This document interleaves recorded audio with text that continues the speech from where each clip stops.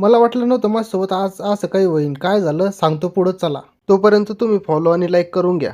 आज होता आमच्या कॉलेजचा शेवटचा दिवस. त्यामुळे आज सगळे कॉलेजचे मित्र भेटणार होते. त्यासाठी मी कॉलेजला जायसाठी तयार झालो आणि बाहेर मित्राची वाट पाहत बसलो. स्कूटीवरून मित्र मला माझ्या घरपर्यंत घ्यायला आला आणि दोघं कॉलेजला जायसाठी स्कूटीवर बसून निघलो. कॉलेजला जात असताना आम्ही आंबड चौफुलीचा सिग्नल पार करून संजीवनी हॉस्पिटल पासून शॉर्टकट मारून सुखरूप कसं तरी कॉलेजला पोहोचलो आणि पार्किंगला गाडी लावली. कॉलेजला जायला आम्हाला अगोदरच उशीर झाला होता. त्यामध्ये मित्राचे फोन की कधी येतो. क्लासमध्ये पोहोचल्यावर आम्हाला हे दोघं जण भेटले आणि वर्गात गेल्यावर बाकीचे मित्र पण भेटले. सगळ्या मित्रांना भेटून आम्ही एका साईडला आमच्या बेंचवर बसून राहिलो. कॉलेजमधले सगळे कामं झाल्यावर घरी जायचा टाइम झाला आणि बघा एक दुसऱ्याला कसे आपले बॅटमॅन दाखवू लागले. पार्किंगला आल्यावर गाडी काढायची सोडून येऊन नुसता फोनवर बोलत बसला. चला म्हणलं चल लवकर पण काही येतच नव्हता. कॉलेजच्या बाहेर निघल्यावर पण भाऊच्या गप्पा काही संपतच नव्हत्या. घरी जायचं होतं पण याला गप्पा मारायच्या होत्या म्हणून थांबून राहिलो. सगळ्या गप्पा संपल्या आणि सगळ्याला टाटा करून आम्ही आमच्या घराकडे निघलो.